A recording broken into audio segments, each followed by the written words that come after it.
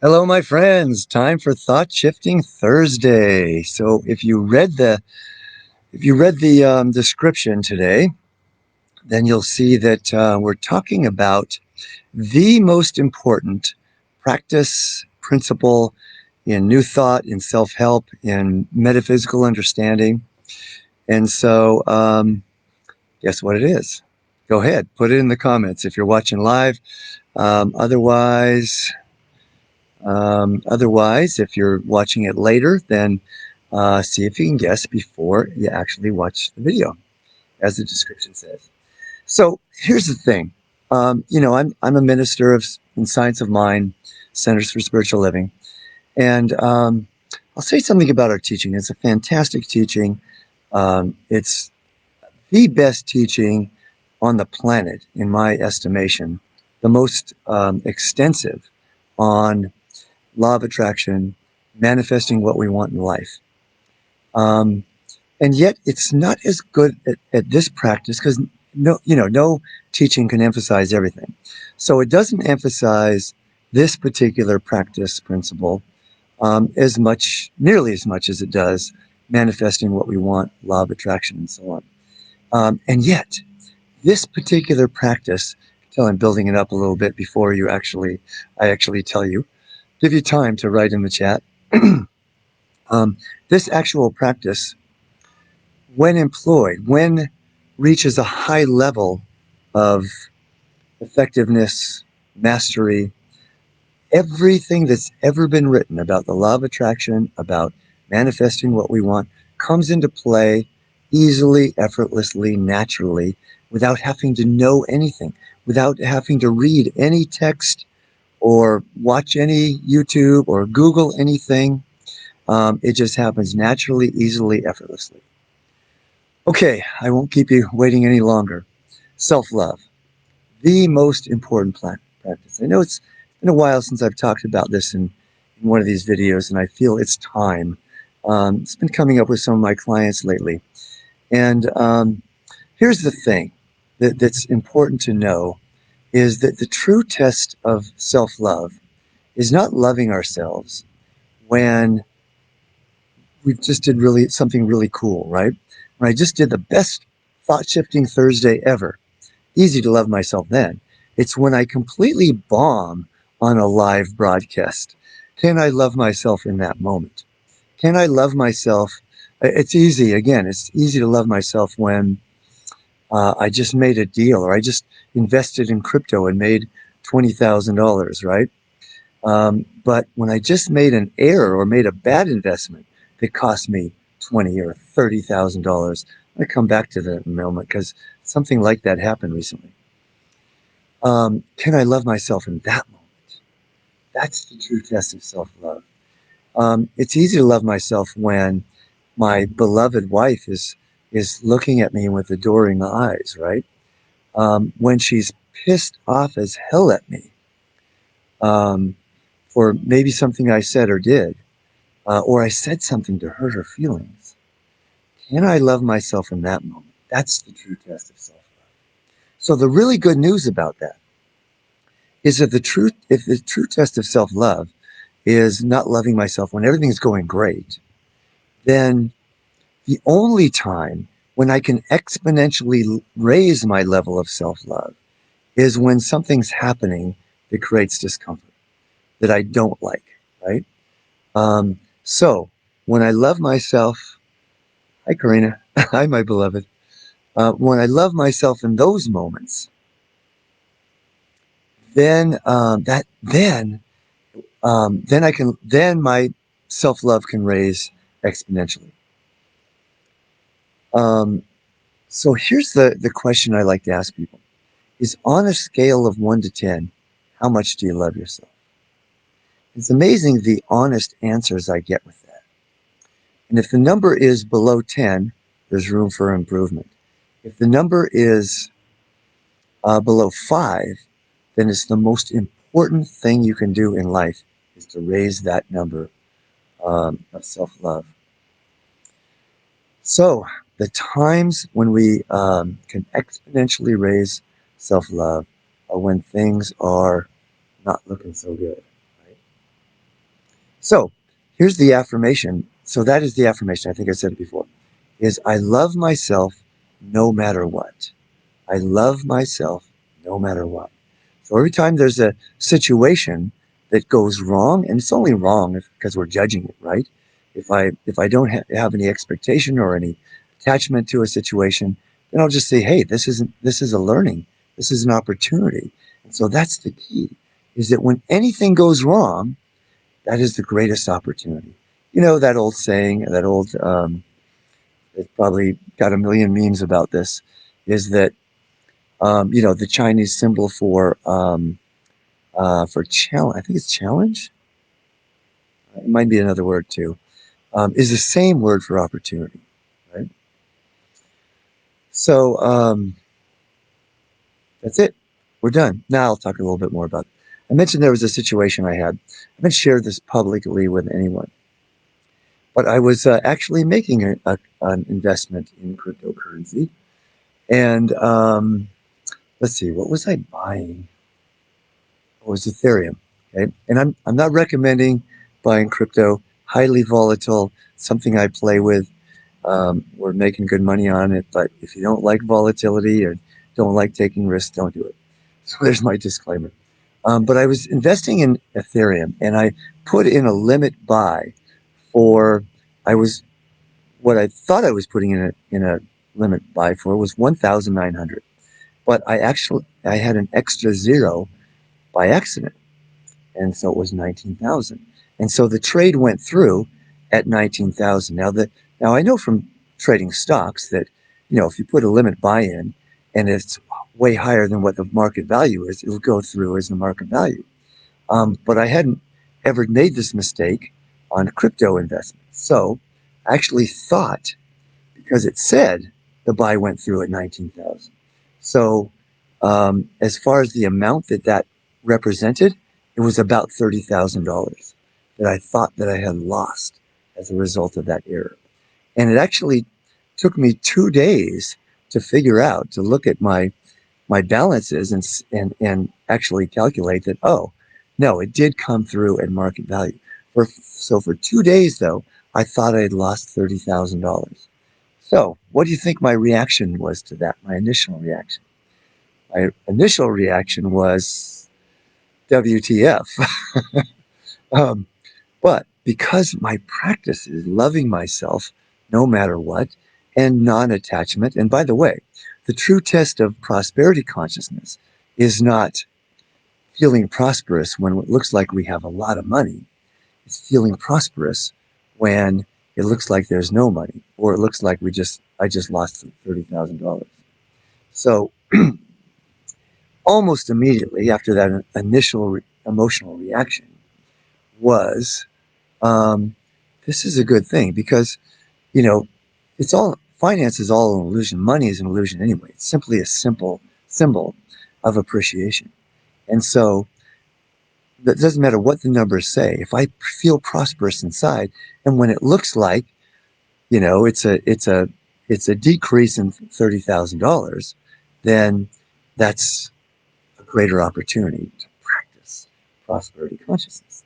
And so I went into trust, and I went into thinking, wow, this is such a fantastic opportunity to be at peace within the situation. Now, every once in a while, um, what would come up is, damn, I wish I didn't do that. But then that's the cue, that's the reminder to go into the higher understanding. This doesn't mean anything. As human beings, we give meaning to everything. And oftentimes, especially when things aren't going the way we want them to go, then the meaning we put into it is something less than positive, right? So getting back then to self-love, um, we're going to obviously, conclude this with a meditation. Um, but my invitation to you, my wish for you. See, hang on, we're telling more followers to join your video. Hi there, Naomi. Always love it. My most faithful TST viewer. So, self love, raising self love. And here's the greatest thing about it, is I love simplicity. I'm going to repeat what I said in the beginning, which, I didn't tell you what it was yet about the most important spiritual principle and practice. And that is that, you know, everything that you'll even find in my book, which is the best book ever written, in my opinion. I often say, there's nothing in this book that I disagree with. Well, there's a couple things. Wrote it 18 years ago, so my consciousness has evolved a little bit. The amazing thing, though, is I'll read stuff in this book, and I'll think, wow, I knew that then. Um, I started writing the book 20 years ago. I actually knew that then, and I did. I've integrated it at a much deeper level now. That's why it almost seems like I didn't know it then, because I understood it, but it's reached a level of embodiment and of um, of emotional, vibrational match that is so much further than what I had then. Um, but but if you but everything that's in this book, and there's a lot of great things in it, everything that's in the Science of Mind book, everything that's in the Bible, everything that is in my meditation book, um, that is that that talks about manifestation or living a fulfilled life. Everything, every principle, every idea comes into play easily, effortlessly, magically when I'm simply living at a high level of self love. And when I'm living at a high level of self love, then life is joyful, life has freedom, even when things are challenging. If I love myself and I'm seeing it, and I'm seeing that challenge as an opportunity to love myself more, everything just, you know, lines up to my advantage. So, what else did I want to say about self love? Give yourself a break, my friends. Just love yourself unconditionally. And if you can't do it, practice it. Fake it till you make it. The good news about, and here's, I've got to tell you my favorite quote of all time, I believe, from Carl Rogers, the founder of humanistic psychology, said, the curious paradox is when I accept myself exactly as I am, only then can I change. It really is a curious paradox, isn't it? Because, if I accept myself, love myself exactly as I am, why would I need to change or to grow? If I want to grow, how can I accept myself the way I am? It's a both and, right? And within any paradox, if we simply see the both and, then we're taking the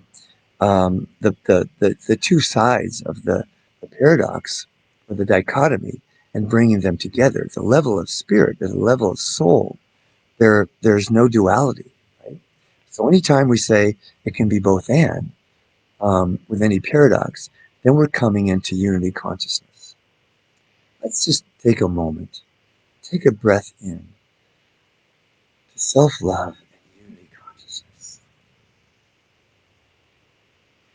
Great song by Michael Joseph. It says those very words. I love myself, and yet I want to grow. So both and. So let's take it into meditation then. Nice deep healing breath. Oh, and before we go into meditation, just remind you to please like, please share if you feel this will be valuable to others. This is the most important message I have to offer. And so I hope you'll share it with many, many people because we all need this reminder, right? I needed to remind myself, in that moment when I was kicking myself a little bit for having made that cryptocurrency mistake. Um, I wasn't at a 10. I shifted really, really quickly. So I would say it was at a 9.5. I don't dip below 10 very often. Um, but give yourself a break wherever you are, whether it's a 9 or a 10 or a 2 or a 1. I've had people say 0. That's your perfect place to be because it's never about reaching a 10. It's all about the journey to get there. What will it be like when you're one 1% higher, 1 degree higher? What will it be like when you're 5 degrees higher? What will it be like when you are a 9? Take a deep breath into that experience right now, recognizing you're at your perfect place, and yet you are growing higher and higher and higher. Just imagine right now, what is life like at a 10, loving yourself unconditionally. No matter what kind of mistake you can make, you still love yourself. And the cue to that is, what's the inner dialogue? In your head, do you say, you really screwed up? Or do you say, it's okay? I love myself no matter what. Deep, deep healing breath into the freedom that comes. I can feel not only from those that are watching live right now, but from everybody collectively. Facebook, YouTube, Instagram, we're receiving this message, feeling the vibration raising. Be aware of what happens when collectively, everyone receiving this message now, everyone that is shared to, is raising their level of self-love. Let's imagine now that that's rippling outward to places we may never even know that it goes. Imagine that in Haiti, where people are challenged immensely, imagine what it would be like, will be like, everyone loving themselves no matter what. Imagine in Afghanistan, my heart goes out to people there, especially to women there. Imagine everyone in Afghanistan loving themselves no matter what. Imagine everyone who is experiencing COVID at some level, loving myself, loving themselves no matter what. Imagine everyone who's afraid of getting COVID. I love myself no matter what. I trust that you too, my viewer, are feeling, are resonating, are raising into this vibration. Pure love. Take another deep breath into pure love. Unconditional pure love. I can sense, I can feel that you're getting it right here and right now.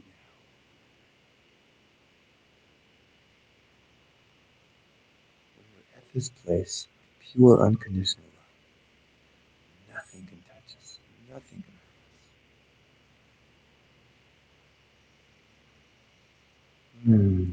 Viktor Frankl writes about in his book Man's Search for Meaning, in a Nazi concentration camp, being exposed to the most horrific human atrocities, that he had an epiphany. He recognized they can do anything to my body. They can kill my family and my friends, but they can't touch my soul. They can't touch my pure unconditional love. That is immutable. That is who I really am. That is who you really are. Nothing can touch your pure love. I'll finish with this saying, with this phrase that you've heard me say before. Phrasing that came to me talking to a client about raising self-love. And that is this: when I love myself unconditionally, what I come to realize is that I am not myself. I am in fact the self. I am in fact pure love. And so are you, my dear friend. So with that, we'll say so long for now. Enjoy the rest of your week and your weekend, and we'll see you back here hopefully next week for Thought Shifting Thursdays, noon Pacific time. Alrighty, see you then.